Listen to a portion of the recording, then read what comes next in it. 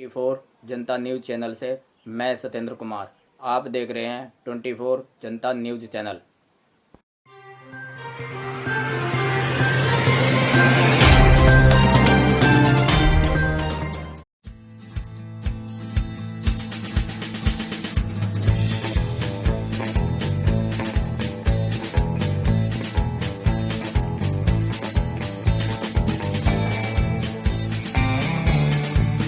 दोस्तों, 24 जनता news channel आम जनता की आवाज़ बनकर उभरने के लिए बनाया गया है।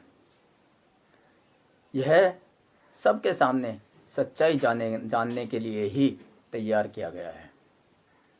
दोस्तों, सबसे पहले मैं यह बताना चाहता हूँ कि 24 जनता न्यूज़ यूट्यूब चैनल 10 अप्रैल 2020 से बनाया गया है। यदि इससे पहले इस नाम का किसी का कोई अन्य चैनल है तो वह कमेंट बॉक्स में लिखकर भेज सकता है। हम अपने चैनल का नाम बदल लेंगे, लेकिन याद रहे केवल 30 अप्रैल तक ही हम आपत्ति पर विचार करेंगे।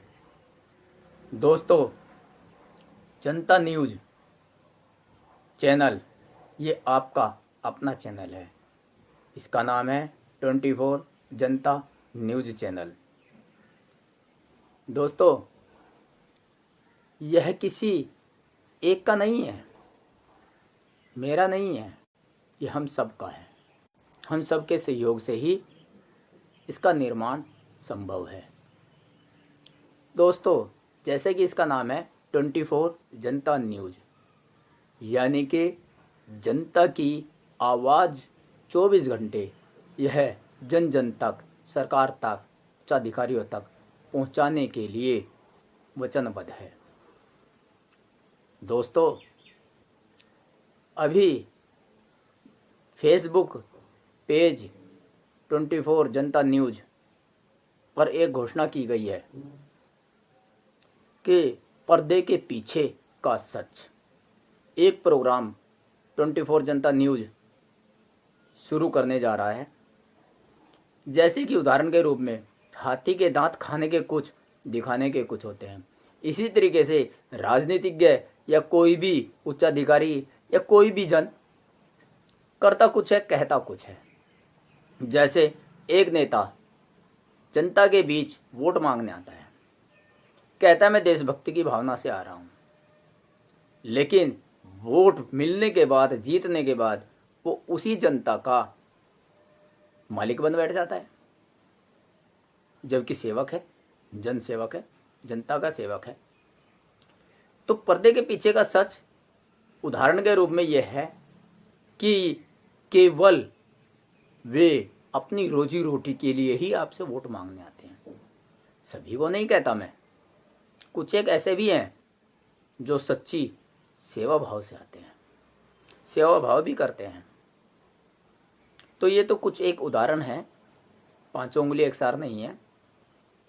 मंत्री अगर कुछ गलत है तो कुछ सही भी है, सभी गलत नहीं है और सभी को सही नहीं कहा जा सकता। हमारे बीच में भी सही भी है, गलत भी है, गुण भी हैं, अवगुण भी हैं। इसलिए दोस्तों, आपके सहयोग की उम्मीद के साथ यह प्रोग्राम शुरू किया जा रहा है, पर्दे के पीछे का सच। आप भी इसमें अपने विचार दे सकते हैं, लेकिन इसी के साथ मैं एक और घोषणा करने जा रहा हूं। अपने जनप्रतिनिधियों से, अपने सांसदों से, अपने विधायकों से और अपने उच्चाधिकारियों से, प्रशासनिक अधिकारियों से 1 मई से ये प्रोग्राम 24 जनता न्यूज़ शुरू करने जा रहा है, पर्दे के पीछे का सच। आप तैयार रहिए। आपके पास भी इस संबंध में विचार विमर्श करने के लिए, आपके विचार जानने के लिए हमारा प्रतिनिधि आ सकता है। तैयार रहिए सवालों का जवाब देने के लिए। उन्हीं सवालों के जवाब को जनता के सामने पेश किया जाएगा। जनता ही निर्णय करेगी कि क्या ये विचार सही है या गलत है। तो तैयार रहिए, टॉपिक तैयार रखिए, पर्दे के पीछे का सच। टॉपिक है पर्दे के पीछे का सच। विषय कुछ भी हो सकता है। विषय की घोषणा 1 मई को कर दी जाएगी। धन्यवाद।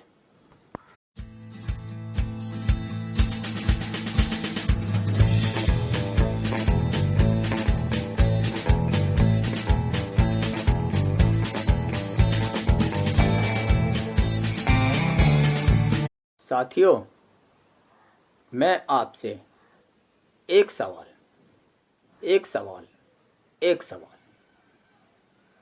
यानी कि एक सवाल करूंगा, उसका जवाब आप कमेंट बॉक्स में जरूर देना।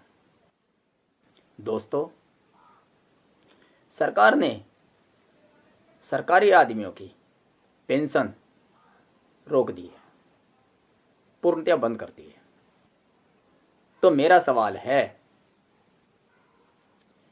शिक्षक, अधिकारी, कर्मचारी की पेंशन रोकना कहां तक जायज है? दूसरा सवाल है, किसी भी सांसद, मंत्री या विधायक की पेंशन नहीं रोकी गई, न ही उनके वेतन में कोई कटौती की गई, जबकि वो 5 साल बाद पेंशन पर चले जाते हैं। तो आपको ये जवाब देना है, कर्मचारियों की पेंशन रोका जाना, वेतन काटा जाना क्या सही है, या सांसद प्रतिनिधियों, सांसद मंत्रियों, विधायकों आदि की पेंशन सुचारू रूप से जारी रहना कितना सत्य है? उनकी काटे जाने से, यानी कि उनकी पेंशन को समाप्त किए जाने से क्या लाभ हो सकता है या क्या हानि? अपनी राय जरूर दें। धन्यवाद।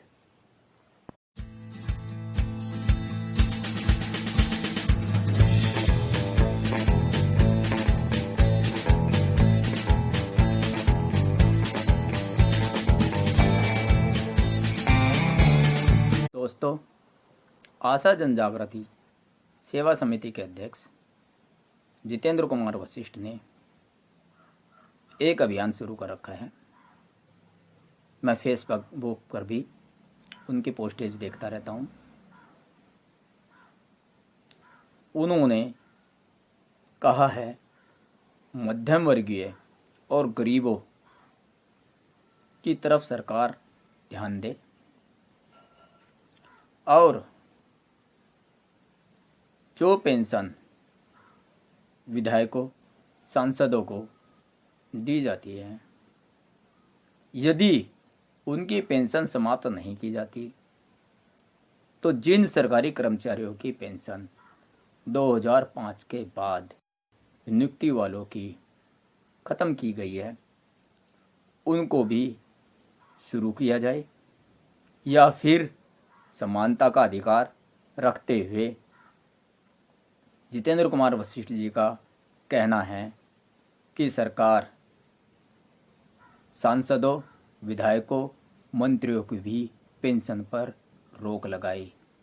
अर्थात यदि पेंशन पर रोक लगे तो सरकारी कर्मचारियों की नहीं, सभी की पे लगे, सांसदों की पे भी लगे, विधायकों की पे भी लगे, मंत्रियों की पे भी लगे, या फिर सरकारी कर्मचारियों की भी पेंशन को खोल दिया जाए। जितेंद्र कुमार वशिष्ठ का, जो कि आशा जनजागृति सेवा समिति के अध्यक्ष हैं, उनका विचार अगर आपको सही लगता है तो आप उसके बारे में भी राय दे सकते हैं। धन्यवाद।